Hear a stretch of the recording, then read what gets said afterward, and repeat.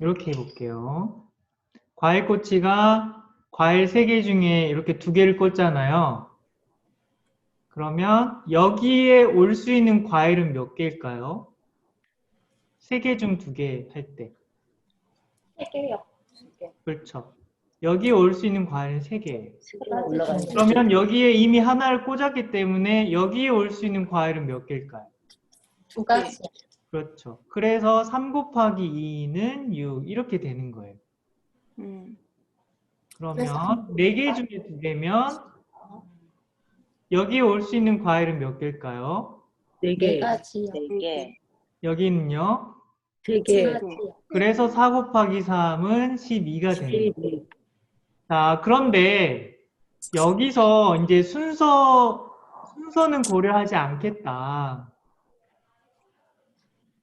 과일 종류만 같으면 된다라고 한다면 이 3개 중에 2개 할 때 여기 할 때는 이 6개 중에 이렇게 앞뒤 순서가 바뀌는 경우들이 한 쌍으로 이렇게 존재하기 때문에 2로 나눠서 3가지가 돼요. 그렇죠? 맞나요? 네. 이 둘이 서로 순서를 바꾸는 경우는 똑같은 경우로 볼 거니까. 그게 다 2개씩 있잖아요. 그러면 여기도 2로 나눠서 6가지가 되겠죠. 그렇죠? 예를 들면 파인애플, 토마토랑 토마토, 파인애플은 같은 거니까요, 이제. 그런가요? 네. 그러면 이 경우의 수라는 걸 배우면 이제 뭐가 좋냐면 이게 가능해요.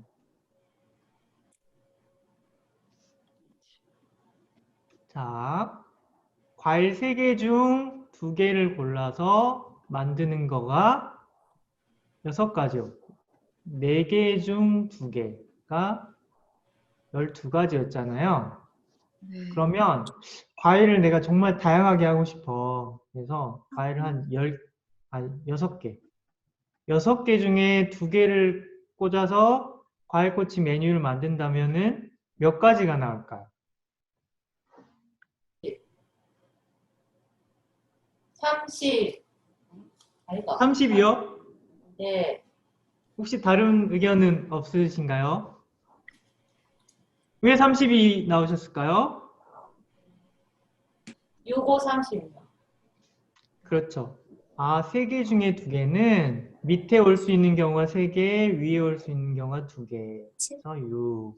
4개 중 2개는 그렇게 하니까 4, 3, 12. 그러면 6개 중에 2개는 6, 5, 30. 그러면 10개 중에 2개는요?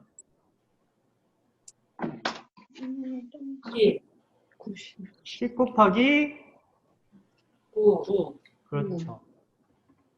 90까지가 나오게 됩니다. 요게 사실 고등학교 때 배운 순열이에요, 순열.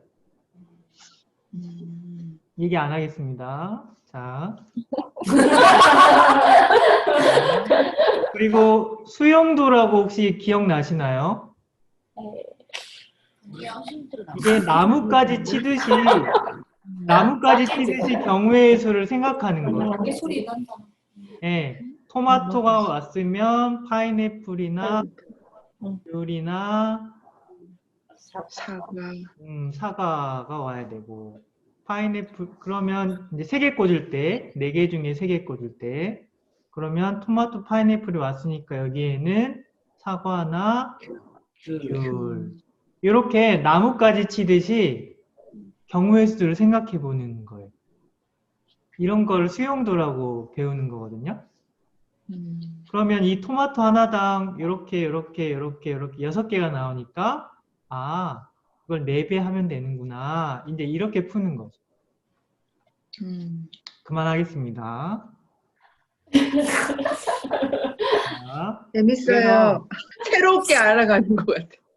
그래서 되게 이렇게 과일꼬치로 직접 해보고 애들 진짜 찾기에서부터 수형도, 그다음에 순열 조합까지 오늘 다 한 거거든요. 사실은 고등학교 과정에 나오는. 그렇게까지 이렇게 쭉 해볼 수 있는 수업이에요. 이 수업. 그리고 이렇게 해보니까 자신감도 생기고, 내가 모든 걸 다 검토해봤기 때문에 이게 제일 좋은 방법이라는 믿음이 생길 수가 있다. 그래서 내가 뭔가 최고의 선택을 하기 위해서 모든 경우를 다 파악해보는 게 필요하다. 한약 지을 때도 모든 조합을 다 해봤을 때, 이게 제일 약효가 좋다. 이렇게 할 수도 있는 거고, 우리 아이들끼리 모둠을 짤 때도 어떻게 모둠을 짤까 하는 경우의 수가 다 있겠죠. 그리고 여행을 갈 때도 어디부터 갔다 어디 가고 어디 갈까 이렇게 경로를 정하는 것도 모든 경우를 다 파악을 한 다음에 여기가 제일 좋을 것 같아 라고 이제 결정할 수가 있고, 그래서 최고의 선택을 위해서 모든 가능성을 우리가 파악하고 예측해 볼 수 있는 체계 논리 합리적인 방법이 경우의 수다. 그게 오늘 수업의 주제입니다.